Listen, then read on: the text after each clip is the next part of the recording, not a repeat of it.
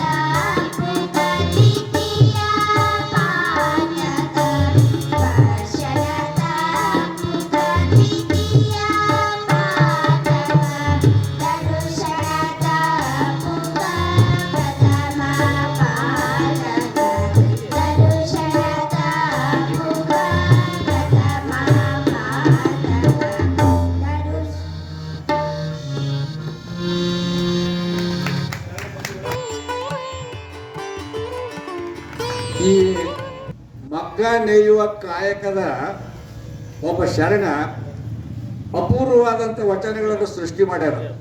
ಬಹುಶಃ ಇವರು ಈ ವಚನಗಳನ್ನು ಸೃಷ್ಟಿ ಮಾಡದಿದ್ದರೆ ಜಗತ್ತಿನೊಳಗೆ ವಚನಗಳನ್ನು ಏನಂದ್ರೂ ಗೊತ್ತಾಗೋದಿಲ್ಲ. ಅದಕ್ಕೆ ಇವಾಗ ಜಾಡ ಕುಲ ತಿಲಕ ಅಂತ ಕರೀತಿದ್ರು. ಎಷ್ಟು ಆಲೋಚನೆ ಮಾಡ್ಯಾರ ನೋಡ್ರಿ. ಇದು 2ನೇ ವಚನದ ಅದು ಇದೆ. ಎತ್ತು ನಿಮ್ಮ ದಾನ, ಬಿತ್ತು ನಿಮ್ಮ ದಾನ, ಸುತ್ತಿ ಹರಿಯುವ ಸಾಗರವೆಲ್ಲ ನಿಮ್ಮ ದಾನ, ನಿಮ್ಮ ದಾನವನ್ನುಂಡು ಅನ್ಯರ ಹೊಗಳುವ ಕುಂಡಿಗಳೇನೆಂದು ಹೇಳ ರಾಮನಾಥ ಅಂತ ಹೇಳಿ. ಎಷ್ಟು ಎಷ್ಟು ಮರ್ಮಾಘಾತದ ವಚನ ಐತಂದ್ರೆ, ಎತ್ತು ಶಿವನ ವಾಹನ, ಎತ್ತು ಅದು ಶಿವನಿಂದ ನಮಗೆ ದೊರಕೈತಿ. ಈ ಬಿತ್ತುವ ಬೀಜದಲ್ಲ, ಆ ಬಿತ್ತುವ ಬೀಜನು ನಮಗೆ ಆ ಶಿವನಿಂದಲೇ ದೊರಕೈತಿ. ಹಿಂಗ ಇವು ಎಲ್ಲ ಸಿಗ್ತಾವ ನಮಗೆ. ಗಾಳಿ ಸುಳಿತೈತಲ್ಲ, ಅದು ಶಿವನ ಕೊಡುಗೆನೇ ಐತಿ. ಇವು ಮುಖ್ಯ ನಮಗೆ. ಇವನ್ನ ಹೊಗಳಬೇಕು ಹೊರತು ನಮಗೆ ಯಾರೋ ಒಂದು ಮನೆ ಕೊಟ್ಟರು, ನಮಗೊಂದು ಯಾರೋ ಹೊಲ ಕೊಟ್ಟರು, ನಮಗೊಂದು ಯಾರೋ ಏನಪ್ಪ ಅಂತಂದ್ರೆ ಗ್ಯಾರಂಟಿ ಯೋಜನೆ ಕೊಟ್ಟು, ಇವು ಮುಖ್ಯ ಅಲ್ಲ. ಇವು ಮುಖ್ಯ ಯಾವಪ್ಪ ಅಂದ್ರೆ ಇವು ಅಂತೇಳಿ.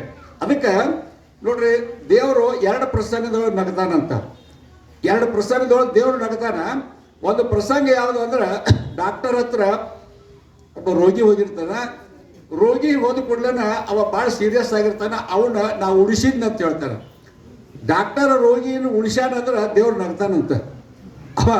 ಅದಕ್ಕೆ ಡಾಕ್ಟರ್ ಒಂದು ಬೋರ್ಡ್ ಬರೆದಿರ್ತಾರೆ, ಏನಂದ್ರೆ ಐ ಟ್ರೀಟ್ ಹಿ ಕ್ಯೂರ್ಸ್ ಅಂತೇಳಿ. ಅವ್ರು ತಮ್ಮ ಮೇಲೆ ಹಾಕೊಳ್ಳೋದಿಲ್ಲ, ನಾನು ಉಪಚಾರ ಮಾಡ್ತೀನಿ, ದೇವರು ಅವ್ರಿಗೆ ಅವ್ರು ಬದುಕಿಸ್ತಾರ ಅಂತೇಳಿ ಇದು ಇರ್ತಂತ ಹೇಳಿ. ಅದಕ್ಕೆ ಹೀಗಿರುವಂಥ ಒಂದು ಸಂದರ್ಭದೊಳಗೆ ಇವತ್ತು ಈ ವಚನ ಎಷ್ಟು ಪ್ರಸ್ತುತ ಅದ. ನಾವು ಈ ನಿಸರ್ಗ ಕೊಟ್ಟದ್ದನ್ನು ಬಿಟ್ಟು ಯಾರ್ಯಾರನ್ನು ಹೊಗಳ್ತೀವಿ ಅಂತೇಳಿ ಅದರ ಸಾರ ಇದು ಹೇಳ್ತದೆ. ಈಗ 2ನೇ ವಚನ ಸ್ವರೂ.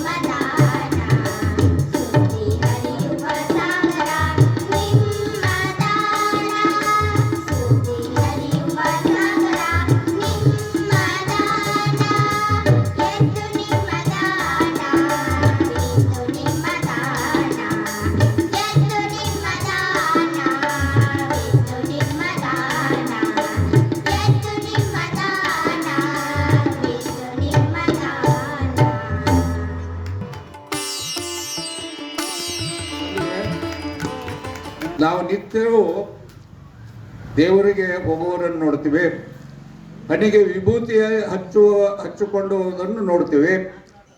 ಆದರೆ ಇದು ಶರಣರ ದೃಷ್ಟಿಯೊಳಗೆ ಮುಖ್ಯ ಅಲ್ಲ ಅಂತಾರೆ ಅವರು.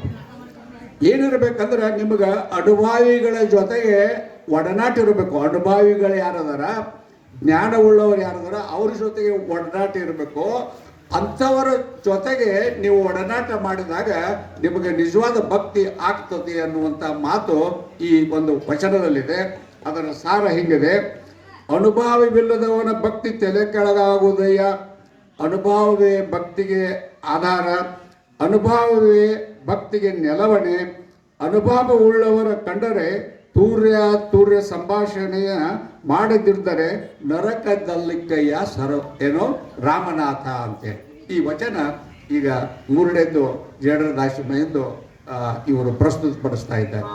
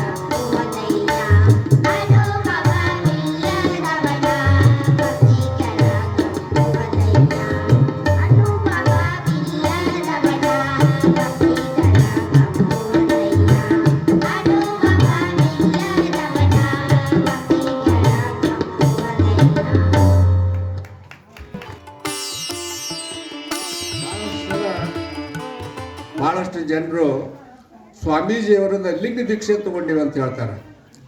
ಮತ್ತು ಲಿಂಗ ದೀಕ್ಷೆ ಕಾರ್ಯಕ್ರಮ ಹಲವಾರು ಜನರಿಗೆ ಮಾಡ್ತಾರಂತೆ. ಆದರೆ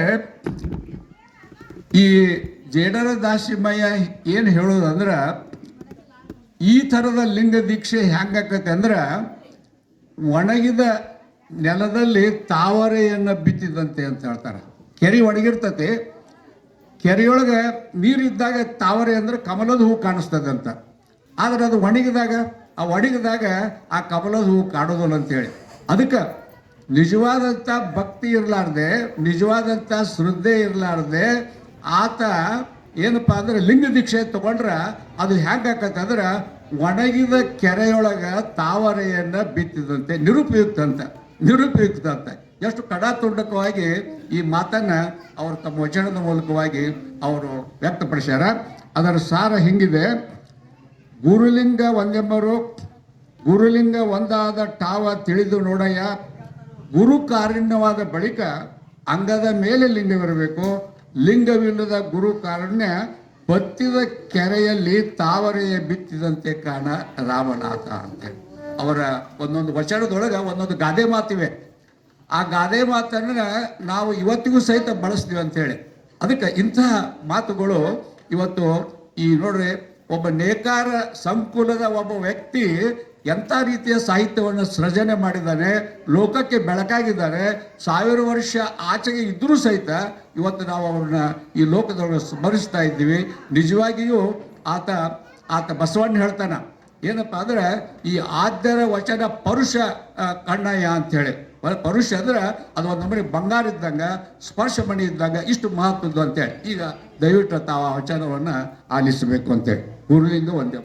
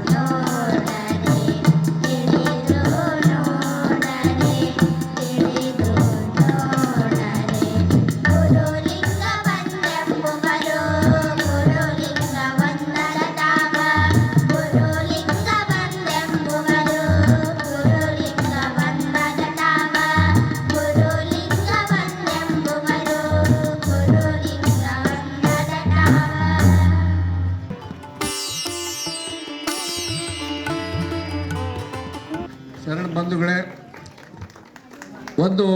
ಒಂದು ಮಾತನ್ನು ನಾವು ಏನು ತಿಳ್ಕೊಬೇಕಂದ್ರೆ, ಇವತ್ತೇನು ಲಿಂಗಾಯತ ಧರ್ಮ ಬೆಳೆದು ಬಂದದ, ಆ ಲಿಂಗಾಯತ ಧರ್ಮದ ಪ್ರಥಮ ಪ್ರಚಾರಕ ಯಾರಪ್ಪ ಅಂದ್ರೆ ಜೇಡರದಾಸಿಮಯ್ಯ. ನಿಮ್ಗೆ ಅತಿಶಯೋಕ್ತಿ ಅನಿಸ್ಬೋದು, ಆಶ್ಚರ್ಯ ಅನಿಸ್ಬೋದು ಅಂತೇಳಿ. ಯಾವಾಗ ಆತ ಶ್ರೀಶೈಲದಲ್ಲಿ ಚಂದ್ರಗುಂಡ ಸ್ವಾಮಿಗಳಿಂದ ಲಿಂಗ ದೀಕ್ಷೆ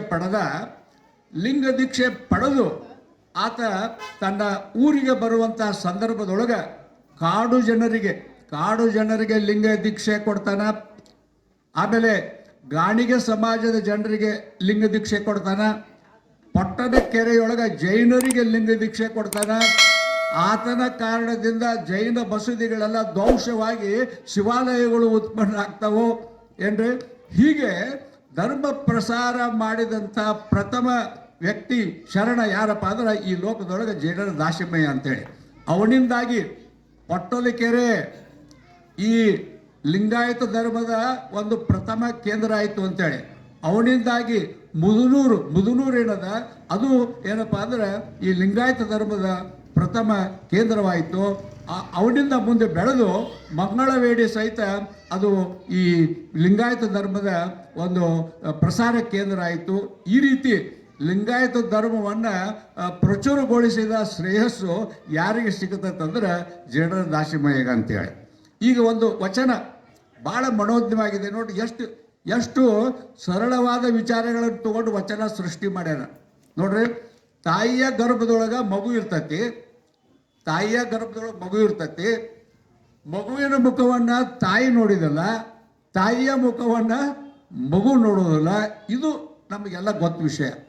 ಅವ ಒಂದು ವಚನ ಸೃಷ್ಟಿ ಮಾಡ್ಯಾನ. ಏನು ಸೃಷ್ಟಿ ಮಾಡ್ಯಾನಂದ್ರೆ, ಬಸಿರಿನೊಳಗಿನ ಶಿಶು ತಾಯಿಯ ಮುಖವನ್ನು ಅರಿಯೋದು, ತಾಯಿಯು ಶಿಶುವಿನ ಮುಖವನ್ನೆಂದು ಅರಿಯೋದು ಇಲ್ಲಿ ಮುಖ್ಯ. ಮಾಯಾ ಪ್ರಪಂಚದೊಳಗಿರುವ ಭಕ್ತ ದೇವನರಿಯ, ದೇವರ ಭಕ್ತನೆಂದು ಅರಿಯ ಕಾಣ ರಾಮನೇತ ಅಂತೇಳಿ. ಮಾಯಾಲೋಕದಾಗ ಅದೀವಿ ಅಂತ ಭ್ರಮೆ ಅದ ನಮಗೆ. ನಾವು ನಮ್ಮ ವಯಸ್ಸು, ನಾವು ಹ್ಯಾಕೆ ಕಳಿತೀವಿ, ನಾವು ಎಲ್ಲಿ ಹೋಗ್ತೀವಿ ಅನ್ನುವಂಥದ್ದು ನಮಗಿಲ್ಲ. ನಾವು ಈ ಪ್ರಪಂಚದ ಮಾಯಾಲೋಕದಲ್ಲಿದ್ದೀವಿ. ಕೆಲವು ಮಂದಿಗೆ ಗಳಿಸ್ಬೇಕಂತ, ಕೆಲವು ಮಂದಿಗೆ ಮಜಾ ಮಾಡ್ಬೇಕಂತೇಳಿ, ಕೆಲವು ಮಂದಿಗೆ ಹೊಲ ಗಳಿಸ್ಬೇಕಂತೇಳಿ, ಕೆಲವು ಮಂದಿಗೆ ಆಸ್ತಿ ಸಂಪಾದ, ಹಿಂದೆ ಒಂದು ಭ್ರಮಾಲೋಕದೊಳಗೆ ನಾವು ತಿರುಗ್ತಿರ್ತೀವಂತ. ಆದರೆ ಇದು ನಿಜವಾದದ್ದಲ್ಲ. ನಾವು ಹ್ಯಾಂಗಿರಬೇಕು, ಹೇಗಿದೆ ಅನ್ನುವಂಥದ್ದು ಈ ವಚನದ ಸಾರದ. ದಯವಿಟ್ಟು ಅವರು ಅದನ್ನು ಈ ತಮ್ಮ ಎದುರಿಗೆ ಪ್ರಸ್ತುತಪಡಿಸ್ತಾ ಇದ್ದಾರೆ.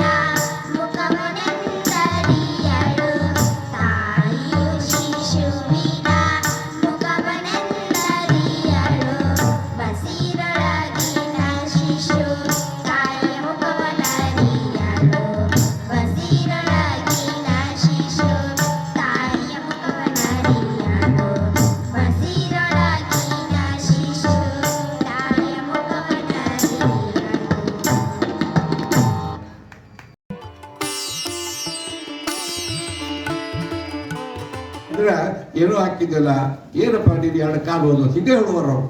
ಅವ್ರು ಭಾಳ ವ್ಯಸನ ಆಗಿಬಿಡ್ತು. ಎಲ್ಲರೂ ಬರುವರು ಅಳುವರು. ಅವ ಏನು ಮಾಡಿದ್ನಂದ್ರೆ, ಇನ್ನು ಯಾರು ನಮ್ಮ ಮನೆಗೆ ಬರಬೇಡ್ರಿ ಅಂತ ಹೇಳಿ ಏನು ಮಾಡಿದ, ಒಂದು ಗುಲಾಬಿ ಹೂವನ್ನು ತಗೊಂಡವ.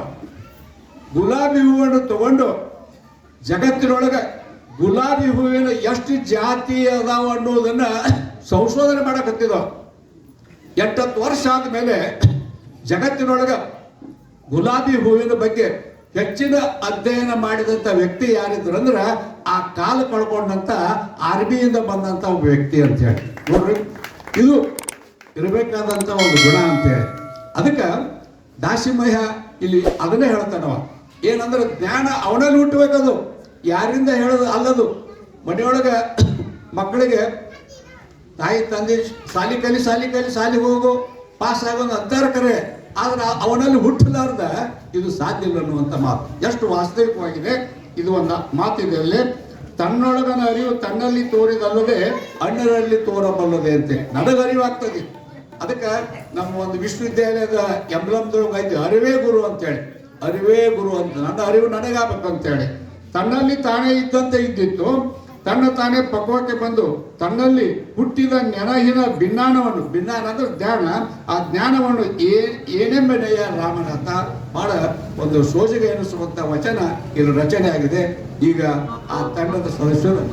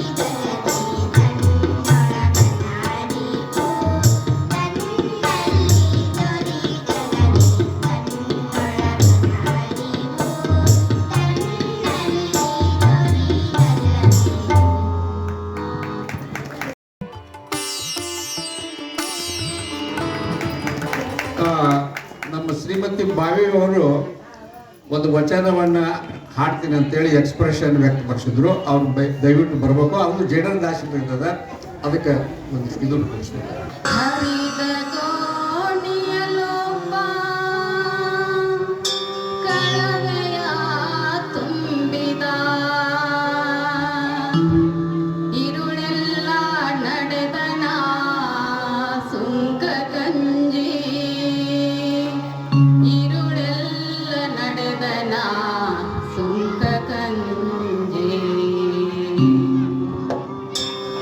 ಹರಿದ ಕೋಣಿಯಲೊಬ್ಬ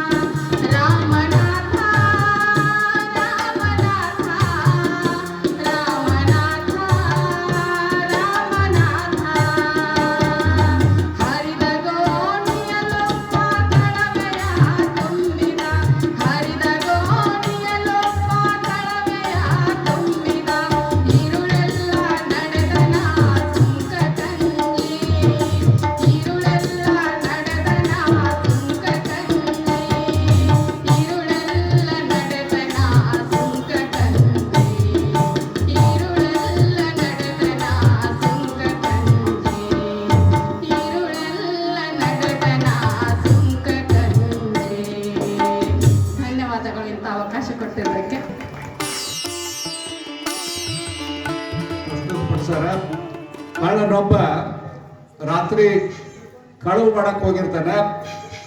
ಕಳುವು ಮಾಡೋದು ರಾತ್ರಿ ಒಳಗಲ್ಲ, ಅದಕ್ಕೆ ಅಲ್ಲೇ ಹೊಲದಾಗಿದ್ದನ್ನ ತುಂಬಿಕೊಂಡ್ಬರ್ತಾನ, ಕಾಳು ಕಡಿ ತುಂಬಿಕೊಂಡ್ಬರ್ತಾನ. ಆದ್ರೆ ಅವ್ನ ಚೀಲ ಹರಿತದ, ಅವ್ನು ಗೊತ್ತಾಗೋದಿಲ್ಲ. ಆ ಕಳುವು ಮಾಡೋ ಆತರದೊಳಗೆ ಅದನ್ನ ತಗೊಂಡ್ಬರ್ತಾನ.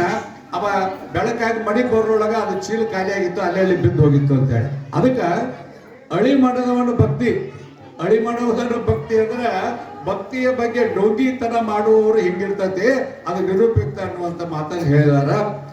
ಈಗ ಬಹುಶಃ ಅವರು ಕೊನೆಯಾಗ ಭೈರವಿ ರಾಗ ಒಂದೈತಿ, ಕರೆ ನಿತ್ತಡೆ ಒಲ್ಲೆ ಅಂತೇಳಿ, ಅದು ಆದ್ಮೇಲೆ ಯಾವುದೂ ಇರುವುದಿಲ್ಲ.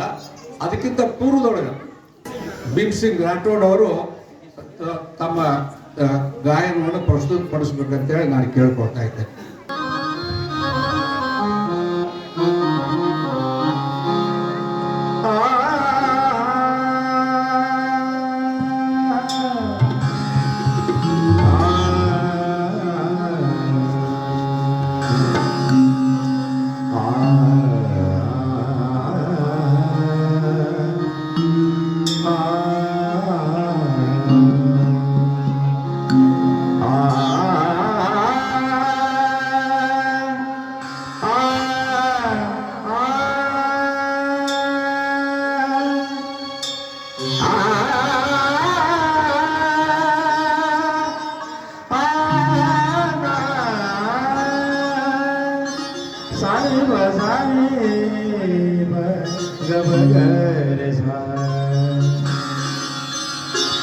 ಸಿರಿವುಳ್ಳವನೇ ಸಿರಿವಂತ, ಸಿರಿವುಳ್ಳವನೇ ಸಿರಿವಂತ, ಗುಣವುಳ್ಳವನೇ ಗುಣವಂತ, ಗುಣವುಳ್ಳವನೇ ಗುಣವಂತ, ಸಿರಿವುಳ್ಳವನೇ ಸಿರಿವಂತ, ಸಿರಿವುಳ್ಳವನೇ ಸಿರಿವಂತ.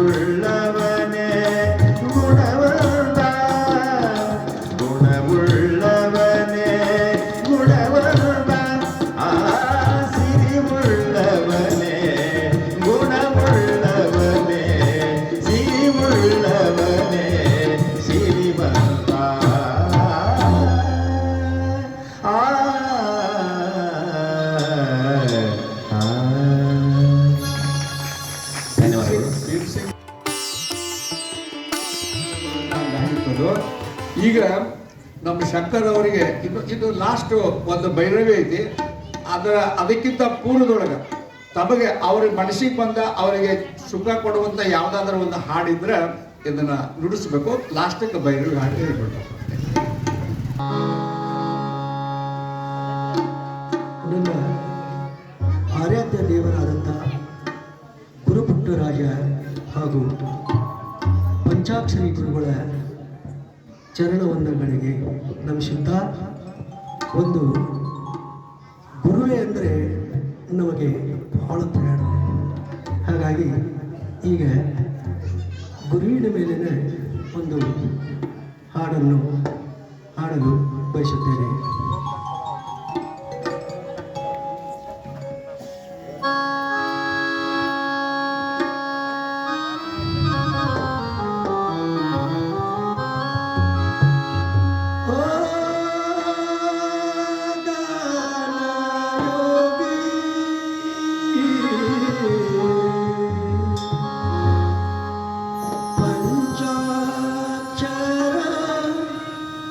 ಶಿವಾಯ